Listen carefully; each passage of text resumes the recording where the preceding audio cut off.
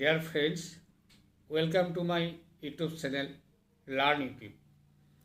আজি আমি এই ভিডিঅ'টোত আলোচনা কৰিম যে আমি ইউটিউব চেনেলত এটা ভিডিঅ' কেনেকৈ আপলোড কৰিলে আমাৰ ভিডিঅ'টোৰ ভিউজ বাঢ়ে, ৱাচ টাইম বাঢ়ে বা ভিডিঅ'টো ৰেংকিং পায়।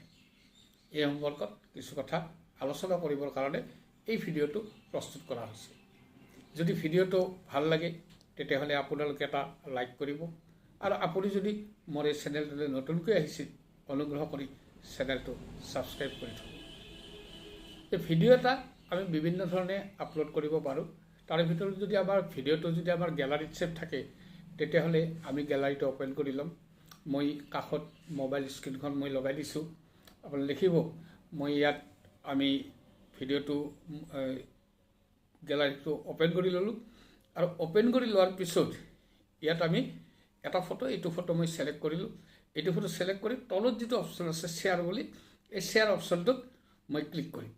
শ্বেয়াৰ অপশ্যনটোত ক্লিক কৰাৰ লগে লগে এইটো ইউটিউবলৈ গুচি আহিব আৰু তেতিয়া ইয়াত আপোনালোকে দেখিবলৈ পাব যে ওপৰত ফটোখনো দেখিব, যিটো ভিডিঅ' মই আপলোড কৰিম বুলি ভাবিছোঁ, আৰু তলত দেখিব চেনেলটোৰ নামটো আছে, মোৰ ইয়াত লাৰ্ণ ইউটিউব বুলি নামটো আছে, আৰু তাত তলতে আছে ক্ৰিয়েট এ টাইটেল, ব্ৰেকেটত দিয়া আছে টাইপ @ টু মেনশ্যন এ চেনেল। ইয়াত আমি যিটো ভিডিঅ' আমি আপলোড কৰিম তাৰ এটা সুন্দৰ মনোগ্ৰাহী এট্ৰাক্টিভ টাইটেল এটা দিব লাগিব, লগতে আমি চেনেলটোৰ নামটো দিব লাগিব। তাৰপিছত তলৰ ঘৰটোত আছে এড ডেছক্ৰিপশ্যন। এড ডেছক্ৰিপশ্যন যিটো আছে, এড ডেছক্ৰিপশ্যনত আমি ভিডিঅ'টো সম্পৰ্কত কিছু কথা লিখিম যে ভিডিঅ'টো কি, ভিডিঅ'টোৰ ভিতৰত কি আছে তেনেকৈ। মই ইয়াত চাব, যিহেতু মই ইয়াত লিখিছোঁ, যিহেতু মই ইউটিউব সম্পৰ্কে ভিডিঅ' এটা আপলোড কৰিম, সেইকাৰণে মই ইয়াত লিখিছোঁ discuss here how can the creator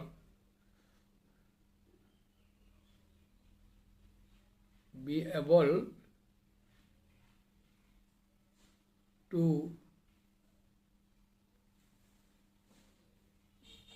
increase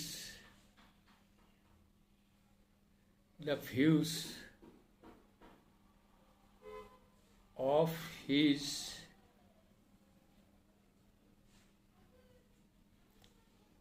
uploaded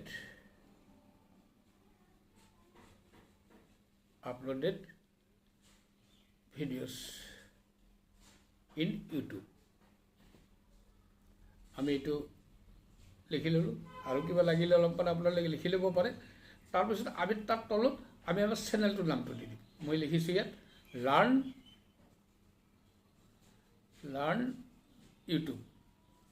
learn ইউটিউবটো মোৰ চেনেলটোৰ নাম, এইটো দি দিছোঁ। আৰু দি ইয়াত তলত আমি কিছু হেছটেগ আমি কিছু বহাই দিম, টেগ কিছু। আমি সেই টেগবোৰ কেনেকৈ বহাম আমি পিছত সেইবোৰ কথা আকৌ আলোচনা কৰিম। ইয়াত মই এই চেনেলটোৰ ওচৰতে মই সেইটো হেণ্ডেলটোও দিছোঁ, লিখি দিছোঁ, যাতে দৰ্শকে বিচাৰি পোৱাত সুবিধা হয়।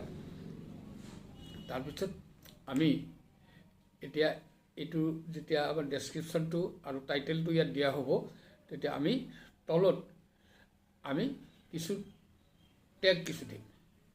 তাৰপিছত আমি এইটো পাব্লিক কৰি থ'ম। ইয়াত পাব্লিক, আনলিষ্টেড, প্ৰাইভেট তিনিটা আছে। আৰু লোকেশ্যনত আমি ক্লিক কৰিম। লোকেশ্যনটো আমি যদি ইণ্ডিয়াৰ হয় আমি ইণ্ডিয়া কৰি ল'ম। গতিকে আমি যিটো ইণ্ডিয়াৰ, গতিকে ইণ্ডিয়াৰ কৰি দিছোঁ। তাৰপিছত আমি এইবাৰ ক্লিক কৰিম ওপৰত যিটো আছে সোঁফালে নেক্সট বুলি বটন, তাত ক্লিক কৰিম। ক্লিক কৰিলে ইয়াত দেখা পাব যে yes it is made for kids, আৰু তলতে আছে no' it is not made for kids. যিহেতু এইটো কিডৰ কাৰণে নহয়, সৰু ল'ৰা ছোৱালীৰ কাৰণে নহয়, গতিকে নট মেড ফৰ দি আমি সেইটো গতিকে আপলোড কৰি দিম। আপলোড হোৱাৰ পিছত আমি সেইটো এডিট কৰাৰো সুবিধা আছে। আমি ভিডিঅ'টো এডিট কৰিব পাৰিম। এডিট কৰি আমি থাম্বনেইল ছিলেক্ট কৰি ল'ব পাৰিম, কোনটো থাম্বনেইল দিম, বা আগতে যদি থাম্বনেইল বনোৱা থাকে তেতিয়াহ'লে কাষ্টম থাম্বনেইলত গৈ আমি কাষ্টম থাম্বনেইল এটা তাত দিব পাৰিম। আমি সেই সম্পৰ্কত ইয়াৰ পিছত আমি আলোচনা কৰিম। আজিলৈ আমি ইয়াতে সামৰিছোঁ। ধন্যবাদ।